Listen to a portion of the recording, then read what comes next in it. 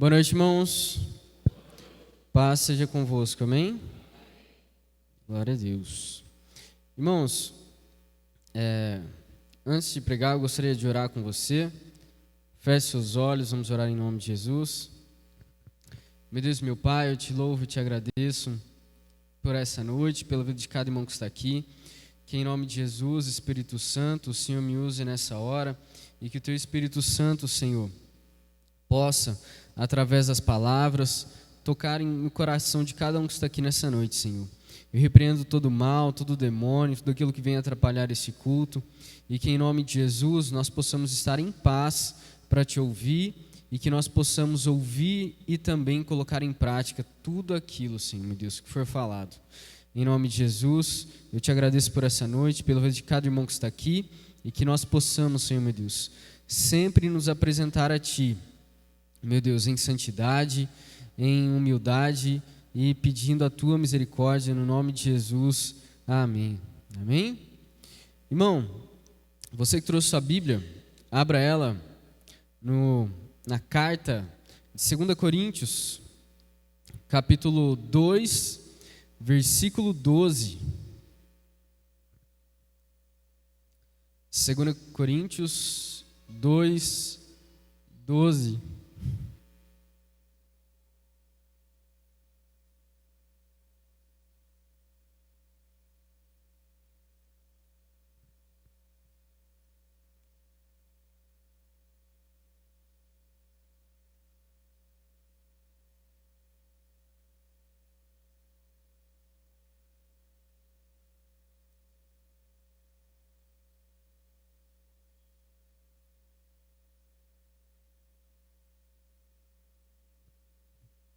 Segunda Coríntios 2, 12, diz assim: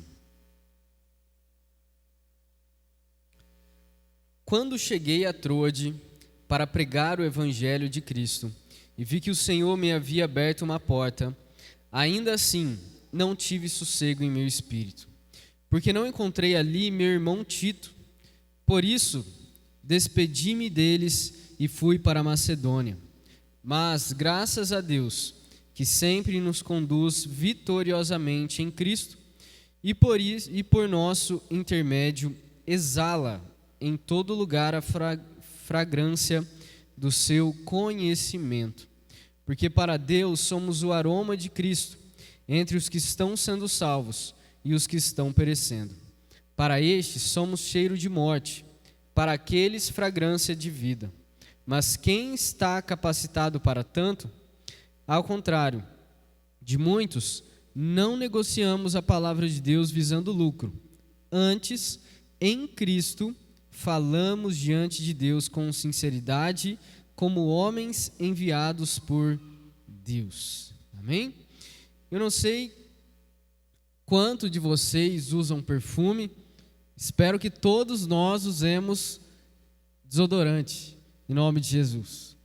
Mas, quando a gente passa um perfume, geralmente esse perfume ele vai ter dois efeitos. Ou vai agradar as pessoas, ou vai desagradar as pessoas. Tem pessoas que passam bastante, tem pessoas que passam pouco, e às vezes não dá para sentir tanto perfume. E às vezes você chega perto de alguém, às vezes só da pessoa te abraçar, aquele cheiro já fica em você. E só quando você chegar em casa, trocar a sua roupa, tomar um banho, que aquele cheiro vai sair. Às vezes é engraçado, principalmente com a Mariana, às vezes ela passa de colo em colo, quando chega em casa ela está com vários perfumes e a gente tem que lavar ela ali, dar um banho para poder sair e ela poder dormir sossegada. Não estou reclamando não, tá? É só um comentário. Mas, às vezes acontece disso, de quem usa perfume ter esse problema. Essa parte boa, né? As suas roupas vão cheirar teu perfume. Quando você for em algum lugar, alguém sentir o seu cheiro, vai lembrar de você. E quando alguém entra no seu quarto, às vezes o cheiro vai te lembrar. Hoje em dia, principalmente nas lojas, né? Quando você vai num shopping, às vezes até as lojas hoje em dia são perfumadas. E Paulo, de uma maneira muito inteligente, ele vai usar o perfume, a fragrância, para poder demonstrar aquilo que nós somos em Cristo. E essa parte do evangelho, das cartas que nós acabamos de ler, ela se refere de que na segunda viagem missionária de Paulo, ele vai passar mais ou menos 1 ano e meio em Corinto. E quando Paulo está lá em Corinto, ele faz vários discípulos, e depois na terceira viagem missionária, Paulo vai ficar 3 anos em Éfeso. E lá em Éfeso, Paulo vai escrever a primeira carta aos Coríntios.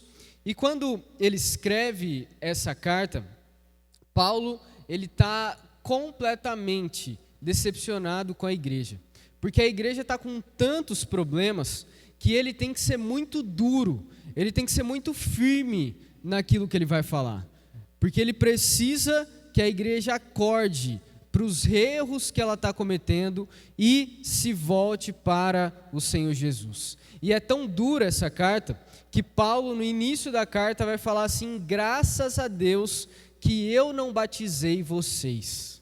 Então, você veja como Paulo, ele realmente quer trazer ali uma confrontação nessas pessoas.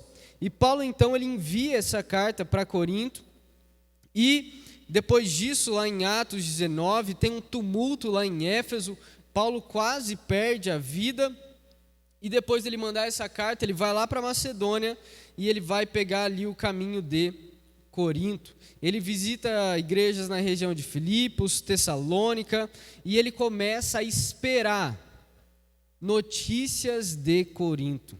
Depois de escrever essa carta, como Corinto foi receber essa carta tão pesada que Paulo enviou, e se essa carta principalmente tinha trazido algum tipo de efeito na igreja. E aí, meus irmãos, quando Paulo, depois ele encontra com Tito aqui, ele vai falar, quando cheguei a Troade, e quando ele encontra com Tito, que vem de Corinto, Tito vai falar para ele que a carta surtiu muito bom efeito, mas que alguns líderes da igreja ainda falavam que Paulo não era um apóstolo do Senhor. Então Paulo, sabendo disso, ele vai escrever a segunda carta aos Coríntios, e ele vai mandar essa carta por meio de Tito. E aí, meus irmãos, quando nós lemos essa carta, grande parte dela vai falar sobre Paulo dizendo como ele tinha se tornado apóstolo e que Deus o chamou para ser pastor dessa igreja. Até porque ele mesmo tinha fundado a igreja de Corinto. E depois, não muito tempo, Paulo chega em Corinto, depois de ter escrito a segunda carta, e ele vai passar um tempo lá. Mas um problema que acontece, até o motivo de Paulo escrever o capítulo 2, é de que quando Paulo fala que ele deseja ir para Corinto, isso aí está lá em 1 Coríntios 16, 5-7, ele fala que ele vai passar um tempo em Corinto porque ele queria ficar lá com eles, não apenas para fazer uma visita rápida, mas para ficar com eles um tempo maior. E quando ele fala que ele vai, acontecem algumas circunstâncias, e não é 100% explicado, mas Paulo deixa de ir. E o povo de Corinto começa a falar o seguinte: Paulo está se comportando igual uma pessoa do mundo. Uma pessoa do mundo, como eles falavam naquela época, como um ímpio, era uma pessoa que era completamente variada naquilo que ela fazia e falava. Ela falava uma hora sim, e depois ela mudava de ideia, falava não. Ela falava não e depois falava que sim. Ela era uma pessoa que falava que ia, mas depois não ia. Ou seja, o ímpio naquela época era uma pessoa reconhecida por não ter palavra. E eles começam a falar que Paulo é ímpio porque ele não tinha palavra. Ele falou que ia visitar, mas não foi. Então Paulo, na verdade, não fala da parte de Deus. Mas Paulo vai falar para eles: olha, eu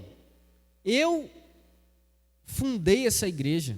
Vocês se converteram através da minha pregação. Eu preciso mandar uma carta de recomendação para vocês, por acaso? Vocês são fruto do meu trabalho. E veja bem que Paulo amava tanto essa igreja, que lá no capítulo 2, versículo 4, ele vai falar: como é profundo o meu amor por vocês, né? Parece até uma música que existe hoje. E nisso, meus irmãos, Paulo, preocupado com essa igreja, ele fala que quando ele chegou em Trode para pregar o evangelho, ele viu que Deus tinha aberto uma porta de pregação em Trode. Trode era um lugar que Paulo estava evangelizando, mas era um lugar que Deus também estava abrindo porta para que pessoas se convertessem. Mas Paulo estava tão ansioso por ter notícia de Corinto, por saber como a primeira carta tinha performado, que ele sai de lá e ele vai ao encontro de Tito lá na Macedônia. Fala que ainda assim não tive sossego em meu espírito, porque não encontrei ali meu irmão Tito. Tito, que era quem iria trazer notícias ali de Corinto. E aí Paulo estava em Éfeso, sai lá de Éfeso, começa uma viagem lá na Grécia, e depois de um tumulto lá em Atos 21 e 2, ele vai sair de Éfeso e depois vai querer receber notícias ali de Corinto. E aí, meus irmãos, veja bem, né? Paulo, ele deixa uma oportunidade de realizar um ministério frutífero para cuidar de uma igreja que estava doente. Ele deixa um lugar que estava sendo evangelizado para cuidar de pessoas que estavam tendo problemas, que estavam tendo infiltradores ali dentro da igreja pregando algo diferente. E aí, meus irmãos, Paulo então, quando ele encontra com Tito na Macedônia, isso depois a gente só vai ver lá no capítulo 7, ele vai ter ali um alívio por saber daquilo que a carta trouxe para eles. E aí, meus irmãos, Paulo no versículo 14 vai falar sobre uma coisa que nós, graças a Deus, não vemos hoje em dia. Quando nós vamos ver o versículo 14, diz assim: mas graças a Deus, que sempre nos conduz vitoriosamente em Cristo, e por nosso intermédio, exala em todo lugar a fragrância do seu conhecimento. E sabe, meus irmãos, eu quero que você imagine Paulo, que quase morreu várias vezes, passou por naufrágios. Ele ama tanto uma igreja que está falando mal dele, que está fazendo coisas que não deveriam ser feitas, e ainda assim ele ama essa igreja e quer tratar dessas pessoas. E aí, eu quero que você veja para Paulo e lembre-se dos sofrimentos que ele passou, para ele agora ter que lidar com críticas à sua integridade, por toda a dor experimentada em Corinto e a impossibilidade que esses irmãos que estão dando trabalho trouxeram de que Paulo não ficasse evangelizando, mas que ele viesse cuidar de pessoas problemáticas. E aí, Paulo, ele sempre retrata o seu sofrimento como um triunfo de Deus em sua vida e no seu ministério. Ele fala, graças a Deus. Em Éfeso, quando Paulo passa um problema antes disso, ele sai fugido de Éfeso para não morrer. Quando nós vemos essa parte, nós vemos que Paulo, correndo risco de vida, ele dá graças a Deus. E aqui nós vamos ver uma coisa histórica. É um verbo do grego que só aparece aqui e lá em Colossenses 2,15. Colossenses 2,15 fala assim: e tendo despojado os poderes e autoridades, fez deles um espetáculo público, triunfando sobre eles na cruz. Quando Paulo fala desse versículo 14 e de Colossenses 2,15, Paulo está falando sobre algo histórico que acontecia na época, que era um triunfo, um desfile romano, um desfile triunfal romano. Também era chamado de procissão triunfal romano. E esse triunfo, essa procissão, ela acontecia da seguinte maneira: o Império Romano ia conquistando as cidades-estado e eles iriam matando, claro, para conquistar, mas eles pegavam prisioneiros, os despojos, as armas, tudo que eles queriam, e eles voltavam para o Império Romano, e quando eles entravam na cidade, era um desfile.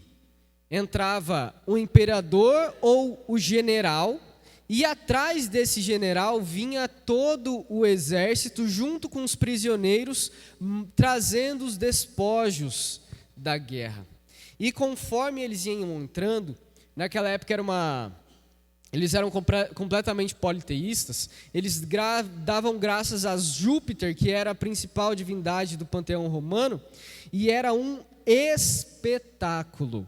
Para vocês terem ideia, Joséfo, que foi uma testemunha ocular, falou: é impossível descrever os inúmeros espetáculos como eles merecem. Era algo fora do comum. E o general vinha à frente, o imperador também podia vir, e eles iam entrando na cidade. E quando eles iam entrando na cidade, os templos iam ficando abertos, e eles iam para fora dos templos soltando uma fragrância. E conforme eles iam entrando na cidade, e os templos estavam abertos com essa fragrância, tanto os soldados quanto os prisioneiros iriam sentindo o mesmo perfume.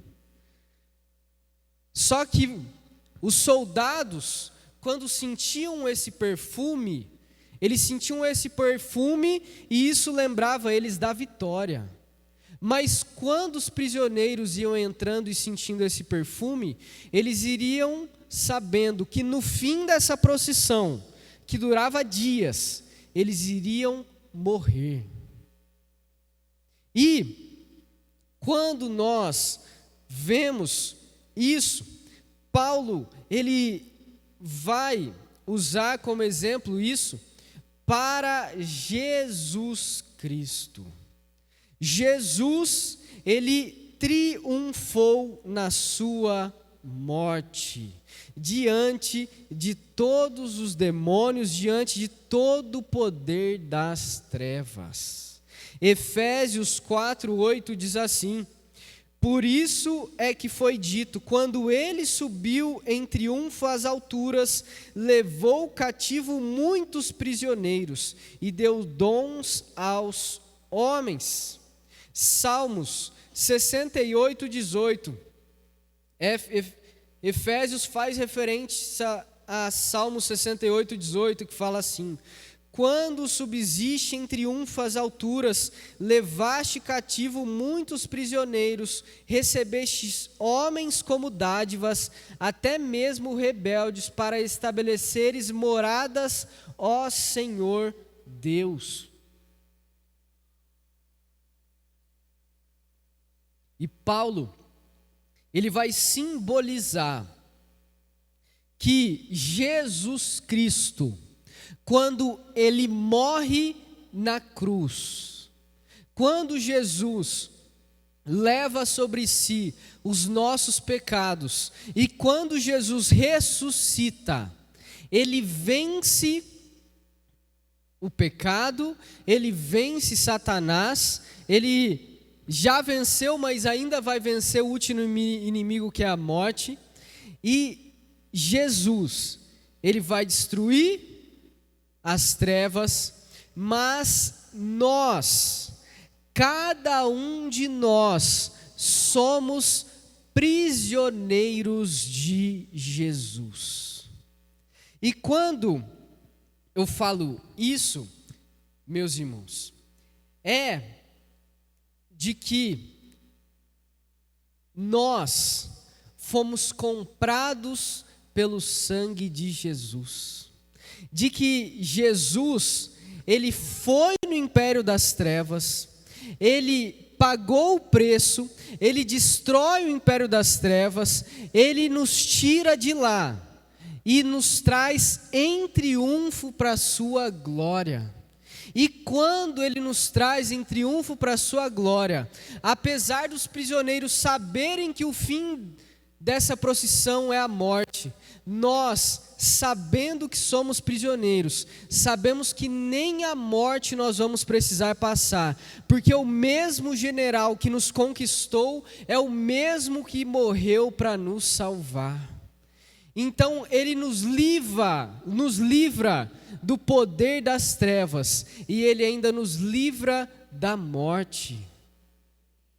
Jesus, a obra dele é completa. Nós somos prisioneiros do amor de Cristo. E Paulo vai falar que é justamente por meio da sua humilhação e sofrimento por Jesus que o evangelho avança. É por meio das ameaças de morte, é por meio da perseguição, é por meio dele apanhando na rua, literalmente, é por meio dele naufragando, é por meio de uma vida completamente diferente da vida de um ímpio, que Paulo vai sofrer, mas que o evangelho vai avançar. O avanço do evangelho também consiste no sofrimento daqueles que levam o evangelho. Paulo fala que o seu serviço apostólico, esmagado e derrotado, é o meio pelo qual a fragrância do Cristo crucificado é espalhado em todo lugar. É por meio do sofrimento dele que pessoas são salvas, que pessoas reconhecem Jesus Cristo como Salvador. E é por meio do seu sofrimento que o evangelho avança nessa terra. A mensagem desse desfile triunfal não é que nós vamos vencer sempre.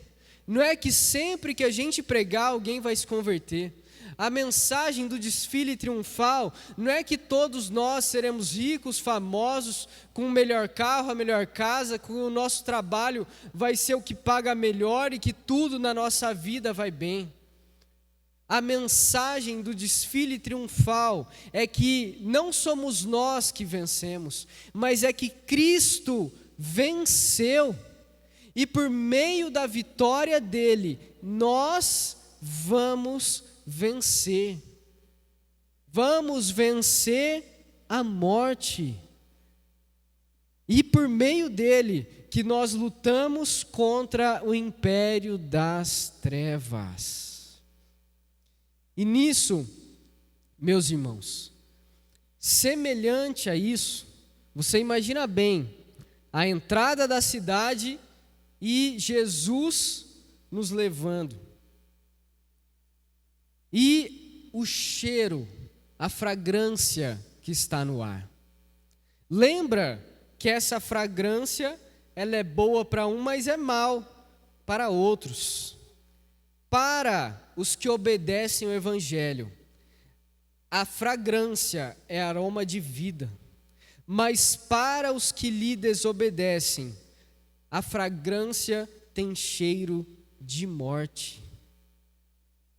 para o exército que vence, o doce aroma da vitória, mas para os cativos condenados é um cheiro da tragédia. Paulo vai falar, somos o aroma de Cristo entre os que estão salvos e os que estão perecendo. É o mesmo aroma. O que vai mudar é para quem sente o cheiro desse aroma. Sabe, meus irmãos, nós que pregamos o Evangelho, no fim das contas, quem ouve o Evangelho só tem duas alternativas: ou obedecer ou desobedecer, ou aceitar ou rejeitar. Para quem fala que é simpático o Evangelho, já rejeitou o Evangelho. Para quem acha que todos serão salvos, já rejeitou o Evangelho. Para quem crê em Cristo, mas crê em outras coisas para a salvação, já rejeitou o Evangelho. E, diante disso, Paulo vai falar para estes que desobedecem, para os que estão perecendo, nós somos cheiro de morte, mas para aqueles, fragrância de vida. Mas quem está capacitado para tanto? Quem está capacitado para ter o aroma de Cristo? Paulo vai responder isso no capítulo 3, versículo 5.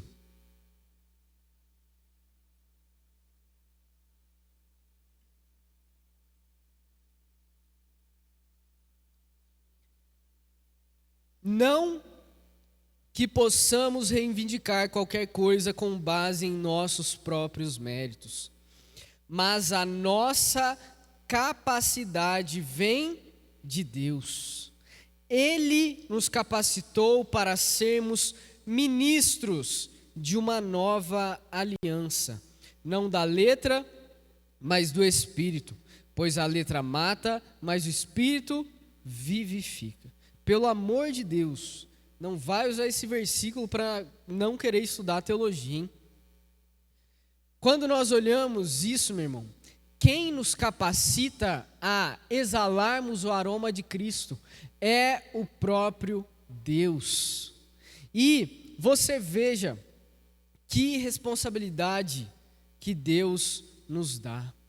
E sabe, meus irmãos, nós, como convertidos, como cristãos, quando vamos pregar, precisamos lembrar de que o Evangelho não é a mesma coisa que universalismo. O Evangelho é um Evangelho de amor, mas é um Evangelho de amor que ele é justo. É um Evangelho de justiça. Se todos fossem ser salvos, qual é a necessidade de um Salvador? Se não existisse pecado, qual a necessidade de Cristo vir e morrer em nosso lugar? Se fosse para nós vivermos uma vida de acordo com os nossos desejos, seguindo o pecado, vivendo de acordo com o ímpio, qual a necessidade de Cristo vir aqui e morrer para nos salvar? Meu irmão, se nós precisamos de um Salvador, é porque nós estamos condenados. Se nós não estivéssemos condenados, nós não precisássemos de um Salvador. Entenda que todos nós estamos condenados. O cheiro de Cristo nos lembra que nós estamos destinados ao inferno. E quando nós pregamos o Evangelho, o cheiro que traz vida também é o cheiro que lembra a morte. E quando nós falamos do Evangelho, eu não estou falando que você tem que chegar nos outros e falar, ó, você vai para o inferno, hein? Mas é que o evangelho não deve ser modificado a gosto do cliente. O evangelho não deve ser igual a um amaciador de carne que fica deixando ela mais molinha para ficar mais fácil de comer. O evangelho, ele nos lembra do Salvador, porque nos lembra da condenação. E quando nós olhamos isso, meus irmãos, você veja que grande responsabilidade nós carregamos. E que eu quero ler com você, versículo 17.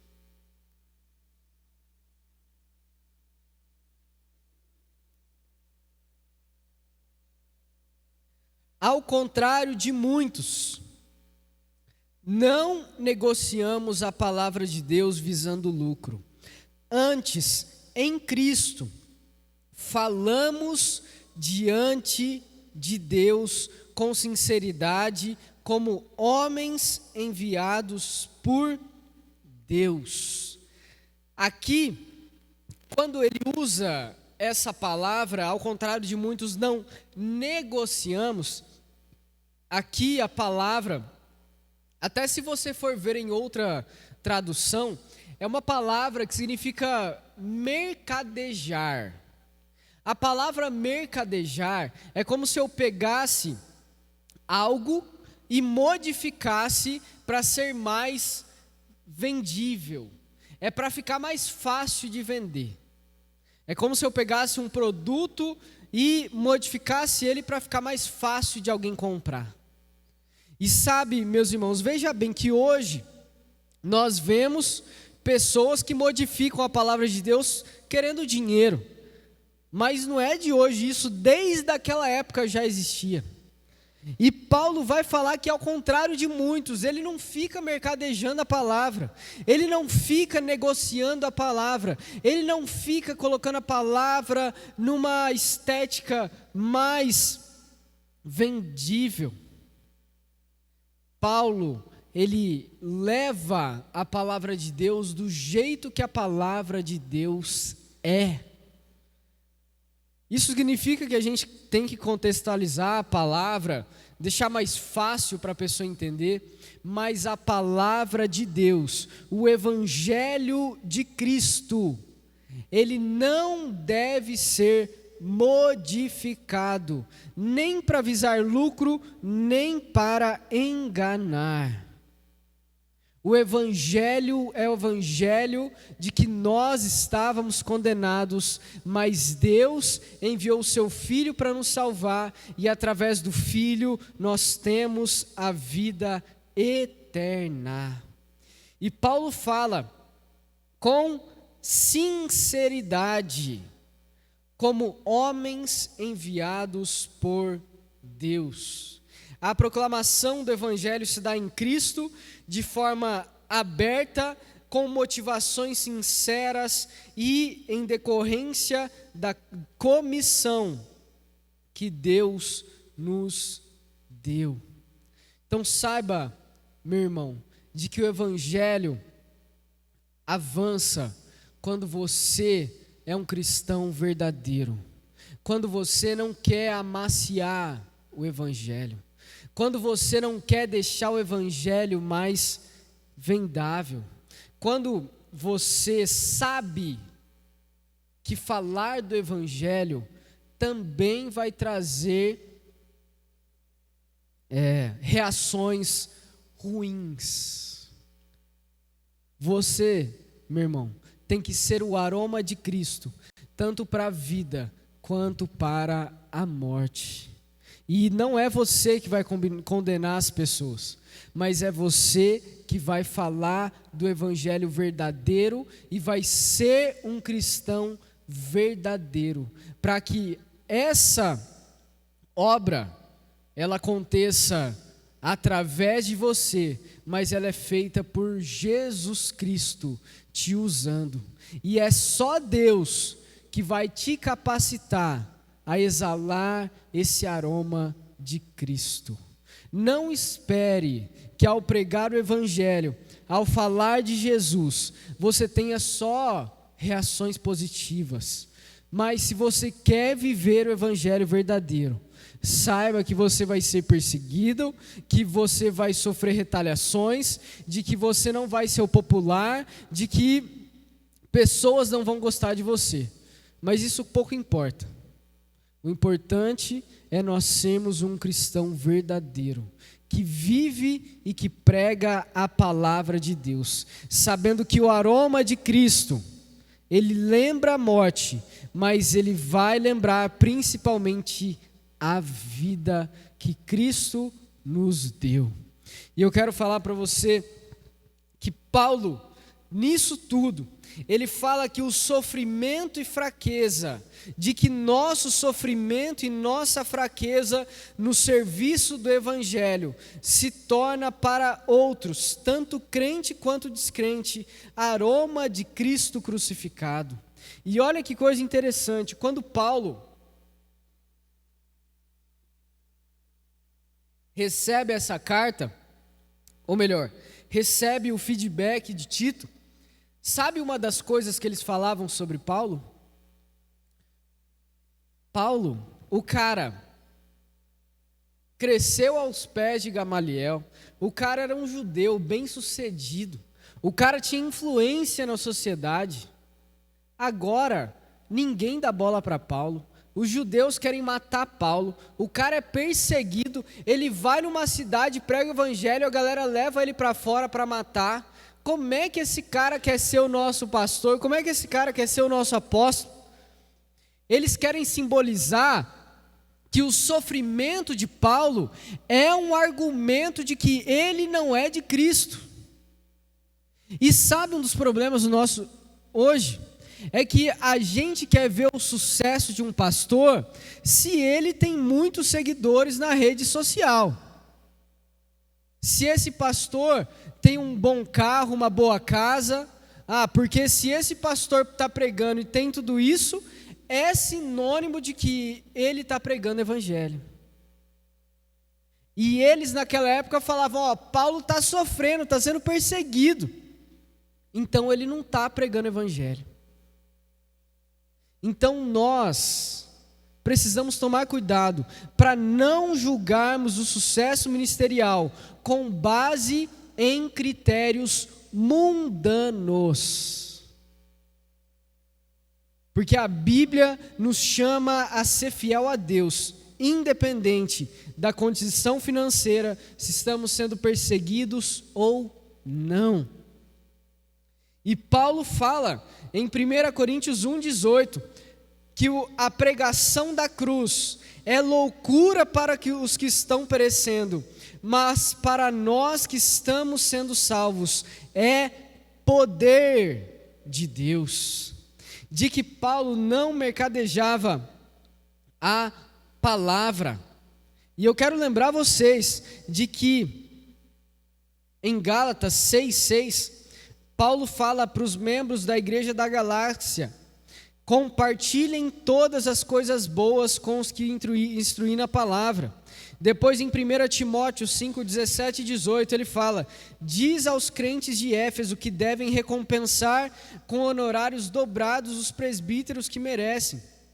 Depois, ou melhor, antes, lá em 1 Coríntios 9, Paulo declara explicitamente que o sustento financeiro de suas igrejas é um direito seu, mas apesar de que ele abria mão. Então, Paulo está falando sobre alterar o evangelho para vender. E por último, inclusive isso é uma coisa que até a gente vê muito coach na internet fazendo, né? Eles modificam a palavra de Deus para você entrar lá, achar que é evangelho, e aí você acha que está vendo um cara bem sucedido que está pregando evangelho, e no fim das contas ele está mercadejando a palavra de Deus. Então toma muito cuidado, meu irmão. E por último, Paulo segue a direção divina. Quando Paulo sai de Troade e vai para Macedônia, depois de encontrar Tito, ele está seguindo a direção divina. E ele segue aquilo que Deus fala com ele, aquilo que são os planos de Deus para o seu ministério. E sabe, meus irmãos, que vocês possam entender de que nós estávamos condenados e por isso precisamos de um Salvador. De que o Evangelho, ele traz raiva, ele traz perseguição, porque o Evangelho lembra a condenação à morte. Ainda que a gente não fale, mas o Evangelho lembra. De que nós precisamos exalar o aroma de Cristo. Nós não fomos chamados para sermos igual ao mundo. Nós não fomos chamados para viver de acordo com o ímpio. Nós fomos chamados para viver de acordo com a palavra de Deus. Nós somos chamados a exalar o aroma de Cristo, não a ter cheiro de Satanás. Nós somos chamados para que os outros, quando cheguem perto de nós, eles saibam que nós somos um cristão verdadeiro. Não para que quando cheguem perto de nós, eles achem que nós somos igual a eles. Saiba que você precisa exalar esse aroma. As pessoas precisam perceber esse cheiro. A sociedade precisa ver esse cheiro. O seu local de trabalho precisa ter esse cheiro. A sua escola, a sua faculdade, a sua família, todo lugar que você vai, o perfume de Cristo precisa exalar. Amém? Que você possa, em nome de Jesus, ter esse cheiro de Cristo e que nós, como igreja, possamos sempre estar com o nosso frasco cheinho, para a gente sempre cheirar Cristo em nome de Jesus. Amém?